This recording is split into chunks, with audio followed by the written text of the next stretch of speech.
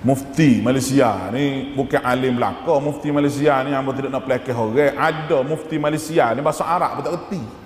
Jadi mufti kerana politik, kerana raja kena pun ada, kerana pemerintah kena pun ada, ataupun kerana dia kuat berdoa duk depan orang panggil duk lobby diri tu kuat berdoa, maka dia boleh jadi mufti. Betul yang ada doktor sebutir kat duduk situ. Gitulah berdasarkan pada orang kena. Dan dia kena sebut fatwa hak orang kena. Ada jenis mufti lagu tu. Ada mufti jenis adil sungguh. Hak tak betul tak betul. Hak tak kena, hak salah. Hak betul dia kata betul. Ada juga hak lagu tu. Seorang mufti Selangor dulu, Datuk Ishaq Bahrum almarhum. Datuk Ishaq Bahrum almarhum, Allahumma ghfir lahu. Masa tu di Selangor tu buat pertandingan Ratu Cantik. Agak tahu pertandingan Ratu Cantik, pertandingan badi janguk. Orang tino kan, pakai kain belah berapa, pakai lecu berapa, jalan ke atas jalan tu kan. Tok Lebah tak tengok bagi lagu ni. Kau tengok juga Tok Lebah? Dah, pakai kain belah daripada betih sampai ke pohon, jalan tu nampak betih, lik lak betih tu. Sengih. Mufti waktu baik surat kata haram benda lagu tu. Dia pecah mufti Datuk Ishaq Bahrum. Lucu jawatan, cabut jawatan dia. Orang politik cabut jawatan dia kerana dia royak benda benar. Alhamdulillah, Tuhan angkat darjat dia. Hak tu hak berlaku di negara Malaysia. Berlaku dalam sejarah Islam pun. Izzuddin Ibn Abdul Salam, seorang tu alim hak hebat. Izzuddin Ibn Abdul Salam. Pemerintah ni khalifah mari tanya dia. Mari tanya Tuan Mufti, boleh ke dak hamba nak naik cukai kepada rakyat? Rakyat ni ada cukai dia deh. Hamba nak naik cukai kepada rakyat. Tujuannya baik. Tujuannya nak beli barang senjata, nak lawan musuh. Tak ada pitih. Bentar lagi Jumaat, Mufti kata, aku nak jawab atas mimbar. Kata, sudah mimbar Jumaat tu kat gong. Dia kata, khalifah mari jumpa aku, minta fatwa nak naik cukai kepada rakyat. Sesungguhnya mu dengan molek wahai orang Islam semua, aku berfatwa bahawa haram khalifah menaikkan cukai kepada rakyat. Kecuali khalifah, dia kena jual belaka semua barang yang berharga dalam istana. Tak cukup bahawa rakyat kena tambah. Yang hamba demo kena buang selalu. Siapa anak murid dia tu khalifah berasa menyesal lepas pada tu, suruh anak murid pergi pujuk tok guru, ambillah jawatan semula, baliklah negeri. Tak sepak sudah. Kerana rakyat barang benar. Barang benar. Kita ni kadang-kadang jawatan sikit baru nak rakyat barang benar tu telur dah mulut. Duk jaga ke jawatan. Moga jawatan pakak orang bui ni boleh gaji bulan-bulan pun ada. Tapi nak royak barang benar tak boleh. Hina kita di sisi Allah Ta'ala sebab tak boleh royak barang benar. Tapi kalau cabut pakak kita tu kerana kita royak barang benar, hak ni ada kedudukan di sisi Allah Subhanahu Wa Ta'ala. Tuhan nak beri kedudukan kepada kita. Lepas tu kita kata cari redha Allah dalam cara ibadah. Kita beribadah mengikut panduan hak Tuhan beri ke Nabi. Dan cari redha Nabi, kena taat ke Nabi, iaitu sunnah Nabi SAW.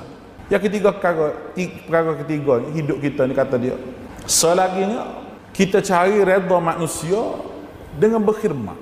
Allah mudah-mudah ayat kecil. Cari redha Allah dengan taat pada syariat Allah Ta'ala. Cari redha Nabi, nak taat dengan syariat Allah, kena ikut sunnah Nabi. Lepas tu orang ramai berlaku mana? Kalau duk mai sunnah kita sore, tak ada khidmat pada orang ramai, tak boleh juga. Kita kena cari redha manusia dengan khidmat kepada manusia. Sebut bab khidmat ni, hamba duk berasalah sore-sore hamba. Gapo hak kita duduk boleh hari ni, hak kita duk boleh mengajar, boleh gapo ni, hamba duk berasa hasil daripada kita khidmat kepada guru-guru kita. Hasil daripada kita khidmat guru kita. Allahu Akbar. Besarnya adik kakak khidmat pada tok guru dia. Sebab tok guru ni dia boleh buat belaka gapo pun, tapi kita tolong khidmat ke dia. Khidmat lagu mana? Bukan we pitih gapo dak, dia pada pitih juga. Cuma ada masa kita duduk ambil nasihat daripada dia. Hak tu hak penting. Dia orang yang baik ni, dia itu orang yang bila jumpa sahaja orang yang boleh beri nasihat, dia kata nasihat sikit ustaz kamu, gapo dia hak perlu kita buat. Dia sentiasa minta nasihat. Dan itulah perangai Nabi, perangai sahabat dengan Nabi SAW. Sebab tu ada hadis yang sahabat tanya, ayu a'malu afdal, amal gapo paling afdal. Tanya sama Nabi. Ataupun tidak khidmat pada tok guru ke ustaz ke siapa ke tidak, tapi berkhidmat kepada orang kampung. Orang saya juga khidmat pada orang kampung. Musim aibah besar berapa dia tolong khidmat. Dia tak ada pitih ke apa, tak ada. Bukan kata dia tu ada pitih banyak. Tak ada pitih, tak ada duit, tak ada apa. Tapi khidmat dia tu. Tolong orang. Orang ke saya ke dia. Dan kita ni bila Tuhan redha, Nabi pun redha, manusia pun redha, lekat hidup kita sepenuh molek. Bila ada keredaan, redha Nabi pun ada, redha manusia pun ada, redha Allah Ta'ala pun ada. Kita nak apa lagi hidup kita? Itu hak sebenar hakikat kehidupan hak kita cari. Oleh kerana tu adik akak semua, hidup ni tidak lama. Jangan fikir kata hidup lama, sebab Quran kata bila kita duduk di akhirat sesa, kita baru berasa kata bila mati itu bahawa hidup ni sebentar.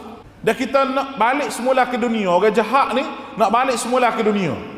Sikit tak apa dah. Nak ucap astaghfirullah wa atubu ilaih, padat dah. Supaya Tuhan terima dan nak klik semula ke akhirat pun tak apa. Itu permintaan orang yang telah mati. Dan apabila kita mati, apabila kita duduk akhirat, kita tahulah dunia ni illa sa'atan minan nahar la ta'arafu bainahum. Tuhan sebut dalam Quran. Sebentar sangat dah. Supaya kita jumpa dengan sayang kita, assalamualaikum, waalaikumsalam. Nak gimana? Nak ke situ. Sekadar tu ya. Sabar adalah benda yang penting hidup ni.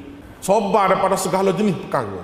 Sabar daripada jenis perkara. Sabar buat khianat kita, sabar kita nak khianat kat orang. Nak sabar juga. Allahu Akbar. Dan Allah Ta'ala sebut innallaha ma'as sabirin. Allah Ta'ala bersama orang sabar. Tu hidup sekali dengan kita dah. Lama mana orang Syria dia hidup sabar.